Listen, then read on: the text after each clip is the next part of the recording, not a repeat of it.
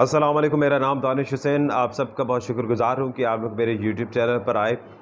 کچھ لوگ یہ مجھ سے بات کر رہے تھے، اور خاص طور پہ جو مولانا طارق جمیل صاحب سے میری ملاقات ہوئی اور جو اردو پوائنٹ کے لیے میں نے انٹرویو کیا، تو اس پر کافی لوگ مجھے یہ کہہ رہے تھے ایکسپیرینس شیئر کریں، کیسے ملاقات ہوئی، کس نے ملاقات کروائی، کتنی دیر ملاقات ہوئی، کیا کیا باتیں ہوئیں، کتنی باتیں آن کیمرہ ہوئیں، کتنی باتیں آف کیمرہ ہوئیں.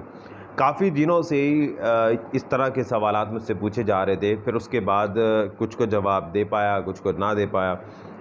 پھر اس کے بعد کچھ لوگوں سے جب میں نے ڈسکس کیا کہ میرے لیے بڑا مشکل ہو رہا ہے کچھ سوالوں کے جواب دینا یا انڈیویجولی سب کو دینا، تو ایک دوست نے مشورہ دیا کہ آپ کالم لکھ لیں اور اس میں سب کچھ بتا دیں. لیکن پھر میں نے اس کو تھوڑا سا امینڈمنٹ یہ کی کہ کالم کی بجائے میں ایک ویلاگ بناتا ہوں، اور ویلاگ سوشل میڈیا پر ظاہر ہے وہ تمام میرے دوست اور جاننے والے عزیز و اقارب دیکھ لیں گے، تو جو سوالات ان کے ذہنوں میں ہیں تو وہ بھی ان کے جواب مل جائیں گے. کیونکہ انہوں نے وہ انٹرویو تو دیکھا، لیکن انٹرویو کے بیہائنڈ کیا چیزیں ہیں، کیا سٹوری ہے یا کیا باتیں ہوئیں، یہ ساری چیزیں جو ہیں آج میں آپ سے کروں گا، اور کوشش کروں گا کہ اسے مختصر رکھوں.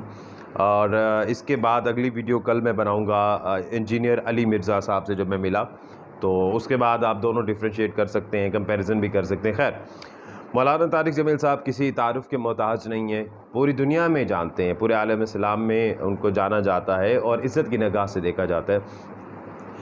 مولانا طارق جمیل صاحب آپ میں سے بہت لوگ جانتے ہوں گے کہ خانوال سے ان کا تعلق ہے. خانوال کے علاوہ نواحی علاقہ ہے، بلکہ نواحی تو نہیں کہیں گے، اس کے اندر ہی ایک علاقہ ہے تلمبہ، وہاں ان کا آبائی گھر رہے، اور وہ وہیں پہ ان کا مدرسہ ہے، مسجد ہے، ڈیرا سسٹم بھی ہے، چونکہ وہ ذمہ دار ہیں، لینڈ لارڈ ہیں، اور وہیں پر ان کا گھر بھی ہے، آبائی گھر، جہاں پر ان کے والدین مدفون ہیں.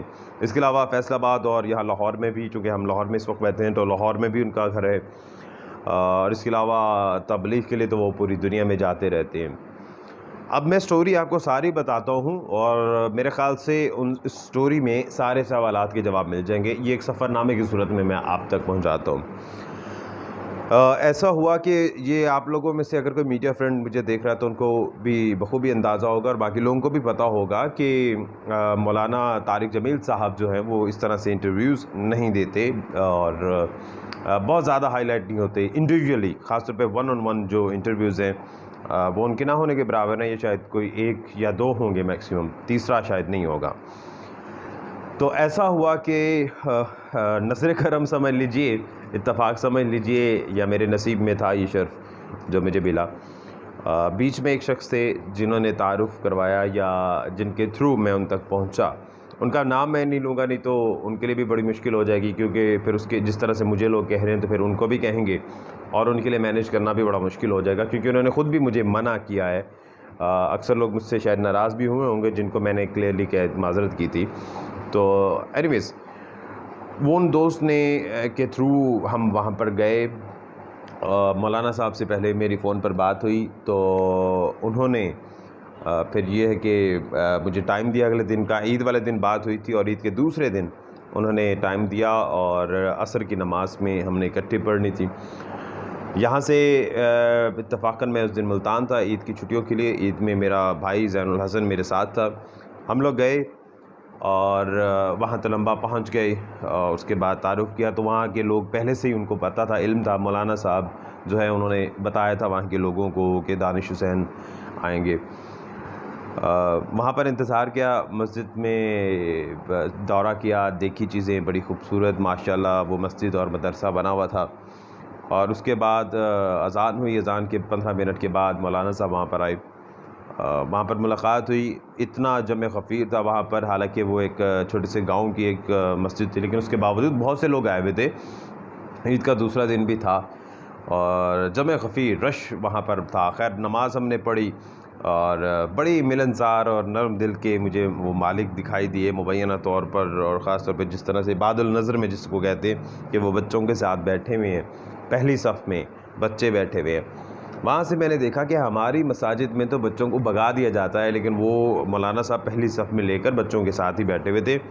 وہاں پر ان سے ملاقات ہوئی، مصافحہ تو نہیں ہوا چونکہ ظاہر ہے کووڈ ہے. اس کے بعد پھر ہم نے باجماعت نماز ادا کی. مولانا صاحب نے امامت نہیں کرائی. مولانا صاحب کے شاگرد یا بیٹے، اب مجھے یاد نہیں آ رہا معذرت، کہ انہوں نے امامت کرائی، شاید وہ شاگرد تھے. اس کے بعد پھر ہم اکٹھے باہر نکلے، تو جب میں نے مولانا صاحب سے کہا تو انہوں نے کہا کہ یہاں تو بہت زیادہ رش ہے، انٹرویو تو نہیں ہو پائے گا، آپ گھر تشریف لے آئیے اور وہاں پر بات کرتے ہیں۔ مولانا صاحب کے ساتھ ایک رینجرز کا اسکواڈ بھی ہوتا ہے جو کہ موجودہ دور حکومت میں ان کو ملا، ظاہر ہے ہائی پروفائل شخصیت ہیں تو ان کے ساتھ سیکیورٹی کے فل پروف انتظامات ہوتے ہیں۔ خیر ہم گھر گئے اور مولانا صاحب کے پیچھے پیچھے آئے تو مجھے بڑا دیکھ کے اچھا لگا کہ مولانا صاحب گیٹ کے باہر ہی مطلب دوسری طرف انتظار میں کھڑے ہوئے تھے، کیونکہ ان کو یاد تھا کہ انہوں نے ہمیں بلایا اندر گھر میں۔ پھر ہم گھر میں گئے، ان کے استقبال کیا مولانا صاحب نے اور ان کے بیٹے نے، وہ دونوں وہیں پر موجود تھے، دونوں کی شکلیں بھی بڑی ملتی ہیں اور بڑے ماشاءاللہ دونوں ہی خوش شکل خوش اخلاق ہیں۔ اس کے بعد ہم اندر گئے، وہاں بیٹھے، کچھ سرسری سے باتیں ہوئیں، میرے بارے میں کچھ چیزیں پوچھی مولانا صاحب نے۔ اس کے بعد ایم ٹی جے کو لے کر وہ انٹرویو ہوا جس پہ کچھ لوگوں نے تنقید بھی کی۔ ایک اور عالم دین نے بھی تنقید کی کہ آپ نے مولانا صاحب کا انٹرویو کیا اور اس میں مولانا صاحب کی جو زندگی ہے اس کے بارے میں تو آپ نے کچھ کہا ہی نہیں، 70 سال کی زندگی ان کی ہوگی، اس میں کچھ کہا ہی نہیں، آپ نے صرف ایم ٹی جے کو کہا۔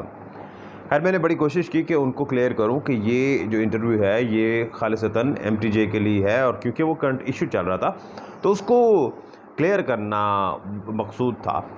خیر وہ عالم دین صاحب نہیں سمجھے، خیر میں ان کا نام بھی نہیں لوں گا کیونکہ وہ انہوں نے آن کیمرہ بات نہیں کی تھی، آف کیمرہ بات ہوئی تھی آپس میں جب بیٹھے ہوئے تھے، اور میں انہیں سمجھا تو نہیں سکا۔ البتہ اب واپس آتے ہیں مولانا صاحب کے پاس۔ پھر مولانا صاحب نے آپ نے اگر وہ اردو پوائنٹ کی ویڈیو دیکھی ہوگی تو اس میں مولانا صاحب کے ساتھ ہی 3 بچے بھی بیٹھے ہوئے ہیں۔